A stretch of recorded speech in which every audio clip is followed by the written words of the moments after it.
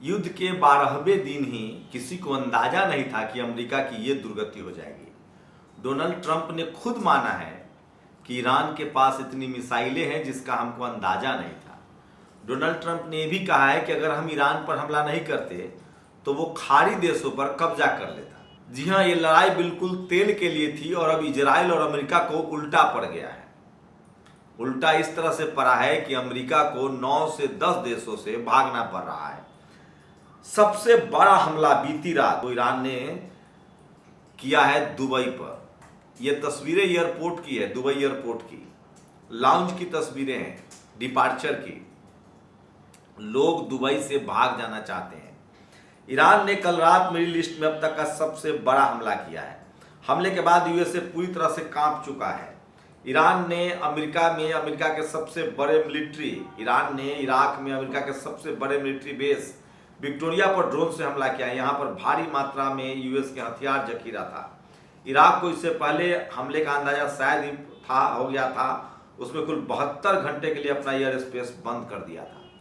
तो सबसे बड़ी खबर बता रहा हूं, क्या इराक, तमाम वो खाड़ी देश जहां अमेरिका के सैनिक अड्डे थे, उन सबको तबाह किया जा रहा है। और दुबई की ये तस्वीरें गवाह है। दुबई पर आके मिसाइल गिर रहे हैं। तो युद्ध अलग ही लेवल पे चल रहा है। खामनेई के बेटे ने कहा है कि जिनसे आप बात कर सकते थे उनको तो आपने मार दिया। मैं तो सिर्फ हथियार की भाषा समझता हूं। और ये सबसे बड़ी खबर है जो मैं आपको बता रहा हूं। और सोचिए, ये तमाम बड़ी खबरें हैं जो खुद अमेरिका मान रहा है कि अब जो है उसकी खैर नहीं है। ये देखिए, ईरान में अनुमान से ज्यादा अधिक मिसाइलें हैं। ईरान में ट्रंप का कहना है कि अधिक मिसाइलें हैं। वहीं कनाडा के प्रधानमंत्री ने कहा है कि हम अमेरिका और इजराइल के साथ युद्ध नहीं लड़ सकते हैं। ये वो सिर्फ बयान बता रहा हूं। मार्क कार्नी ने कहा है, पहले स्पेन, मैक्सिको और अब कनाडा, इसके साथ ही देश आने वाले समय में अमेरिका के विरोध में उतर सकते हैं। और उससे भी बड़ी खबर, इस युद्ध में अमेरिका लगातार झूठ बोल रहा था। वो कह रहा था हम लोकतंत्र के लिए लड़ रहे हैं। मिनाब स्कूल में जो बम गिरे थे उसके अब वीडियो सामने आ गए, वो अमेरिका का बम था। हम ये सारी तस्वीरें नहीं दिखा रहे क्योंकि हमारी मजबूरी है। हम ये सब तस्वीरें इसलिए नहीं दिखा सकते हैं क्योंकि ये कॉपीराइट का उल्लंघन भी हो सकता है, साथ ही कमेटी गाइडलाइंस का उल्लंघन हो सकता है। अमेरिकी सांसद टेव लाई ने कहा है, जेफरी एप्स्टीन से जुड़े पूरे एप्स्टीन फाइल में आरोप लगाने के लिए पर्याप्त सबूत है कि डोनाल्ड ट्रंप ने बच्चों के साथ गलत काम किया था। साथ ही उन्होंने दावा किया कि सब वीडियो टेप पर मौजूद है। बहुत ही वाहियात आदमी है और इसीलिए ये सबसे बड़ी खबर है जो मैं आपको बता रहा हूं। और इससे साफ है कि इस युद्ध में अमेरिका को जानबूझकर ट्रंप ने धकेल दिया है क्योंकि उसे अपनी जान बचानी थी। ईरानी टीवी ने इजराइल प्रधानमंत्री के घर पर हुए मिसाइल हमले की फुटेज जारी कर दी है जिसमें 7 लोगों की मौत हुई थी। तो सोचिए, ईरान ने तेल अवीव राजधानी इजराइल में बेंजामिन नेतन्याहू के घर पर हमला किया है। कहा जा रहा है कि बेंजामिन नेतन्याहू जो है बाहर शिफ्ट हो गए हैं। आईआरजीसी जनरल का कहना है कि ट्रंप ने, आईआरजीसी जो है इंडियन रिवोल्यूशनरी गार्ड, जो ईरान की सेना का प्रमुख है, जनरल का कहना है कि ट्रंप और नेतन्याहू अब पर्सियन की खाड़ी में एक स्लॉटर हाउस में फंस गए हैं। मैंने पहले ही बोला था, इजराइल और अमेरिका ने ईरान के पर हमला करके बहुत बड़ी गलती की है और आप इसी से अंदाजा लगा सकते हैं। मैं इसके निचोड़ भी बताऊंगा। पहले मैं कुछ अपडेट्स बता रहा हूं आपको जो सोशल मीडिया पर सबसे ज्यादा वायरल है और इसके क्या है मायने, वो मैं आपको समझाने की कोशिश करूंगा। और अमेरिका अभी भी कह रहा है कि भारत को हम जो भी कहते हैं वो करने के लिए वो तैयार रहता है। तो ये आज की बड़ी खबरें थी जो मैं आपके साथ शेयर करना चाहता हूं। और खबर की शुरुआत मैं करूंगा, इजराइल के हाइफा में स्थित बजाना ग्रुप के पावर प्लांट पर बड़ा हमला हुआ है। तो आपको मैं अब ले चलता हूं, एक एक करके जब तार जोड़ूंगा तो आपको समझ में आएगा कि युद्ध कैसे ईरान के पक्ष में जा रहा है और अमेरिका के खिलाफ जा रहा है। जब ये युद्ध शुरू हुआ तो अमेरिका को लगा कि 2-4 दिनों का मामला है, खामनेई के मरते ही युद्ध समाप्त हो जाएगा, ईरान सरेंडर कर देगा। और उसने ताबड़तोड़ हमले किए। लेकिन ईरान ने अपनी रणनीति बदली और ईरान ने सबसे पहला हमला जो किया वो खाड़ी देशों पर शुरू किया। लोग भी अचंभा में पड़ गए कि आखिर खाड़ी देश पर क्यों हमला हो रहा है, ईरान क्या सबसे लड़ेगा। खाड़ी देशों में उसने अमेरिकी सैन्य ठिकानों पर हमला किया जहां से अमेरिका के प्लेन उतरते थे, प्लेन उड़ते थे, फाइटर प्लेन उड़ते थे। और धीरे धीरे नतीजा यह हुआ कि जिस ईरान पर कब्जे की ख्वाहिश अमेरिका रखता था उसके 10 देशों से पैर उखड़ चुके हैं, खाड़ी देशों से उसके पैर उखड़ चुके हैं। अजरबैजान से उसको भागना पड़ रहा है, मॉरिशस से भागना पड़ रहा है, स्पेन उसके खिलाफ है और धीरे धीरे उसकी जो बादशाहत है उसको खत्म कर दिया गया है। उसके बाद अमेरिका ने एक और कोशिश की कि उसने तेहरान के तेल डिपो को आग लगा दिया, तेल डिपो पर हमला किया। बस उसके बाद क्या था, ईरान को मौका मिल गया। दरअसल ईरान अपने तरफ से कोई गलती नहीं कर रहा है। जैसे ही ईरान के तेहरान में हमला हुआ तेल डिपो पर, धीरे धीरे खाड़ी देश के जितने बड़े रिफाइनरी थे जिसमें अमेरिका का पैसा लगा हुआ था, ईरान ने मिसाइल से उड़ा दिया। साथ ही वो खाड़ी देशों पर हमला करता रहा और जिस तरह से उस पर हमला हुआ, इजराइल के अब पावर प्लांट उड़ा दिए गए हैं, इजराइल के जो रिफाइनरी है उसे उड़ा दिया गया है, इजराइल के एयरपोर्ट्स उड़ा दिए गए हैं, तेल अवीव में सारे बंदरगाह पर हमले हो रहे हैं, हाइफा में हमले हो रहे हैं। तो जैसे जैसे अमेरिका रणनीति बता रहा है उसी तर्ज पर ईरान भी हमला कर रहा है। बस नतीजा इतना है कि खाड़ी देशों ने अब ईरान के खिलाफ हमला करने से मना कर दिया है। खासकर तुर्की के एर्दोगन ने तो साफ कहा है कि हम अपने भाई से नहीं लड़ेंगे। मतलब अमेरिका को डबल नुकसान।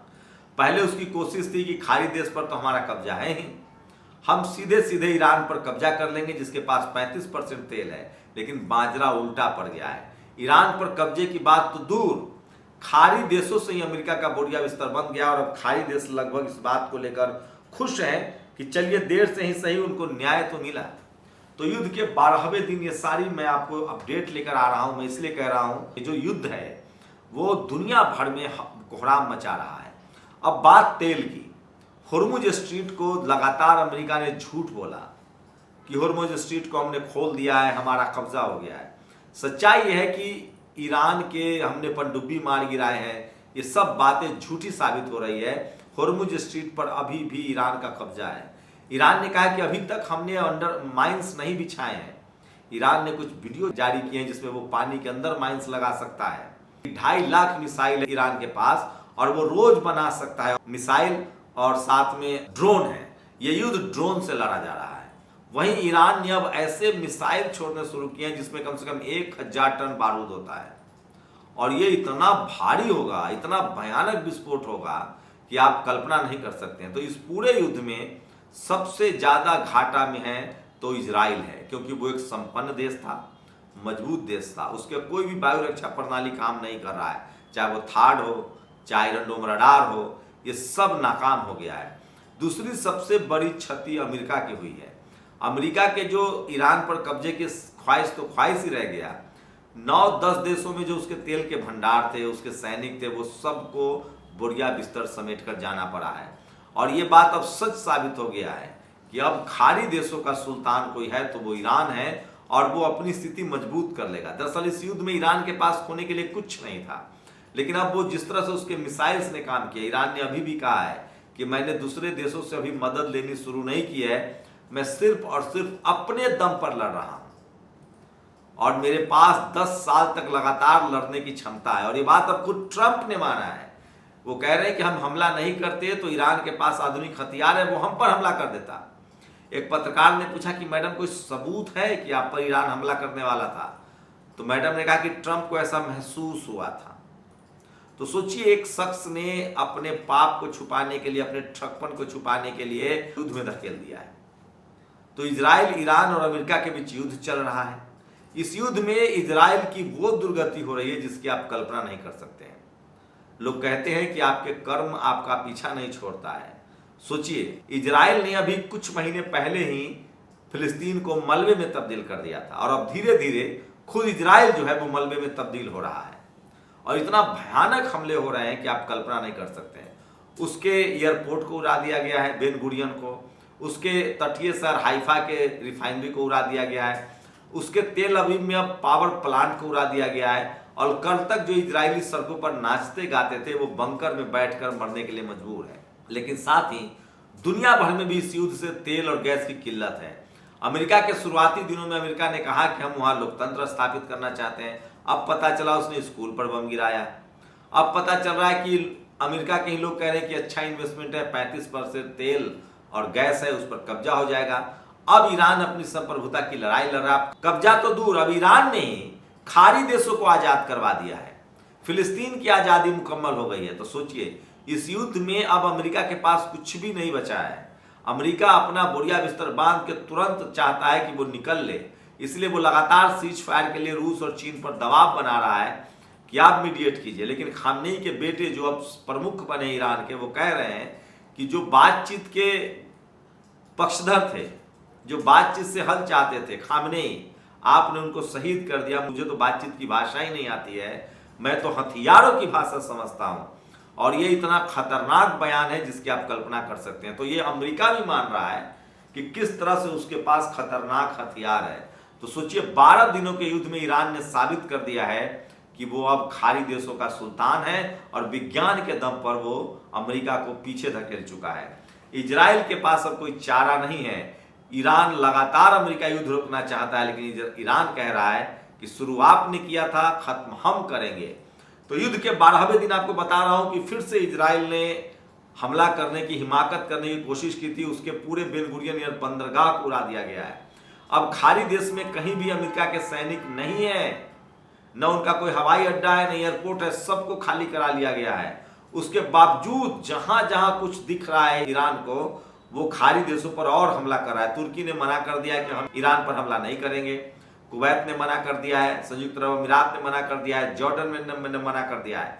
अब ईरान जो है वो दुबई पर ज्यादा प्रेशर बना रहा है। तो देर सवेरी सही सारे खाड़ी देश जो है वो इजराइल के खिलाफ खड़े हो रहे हैं धीरे धीरे।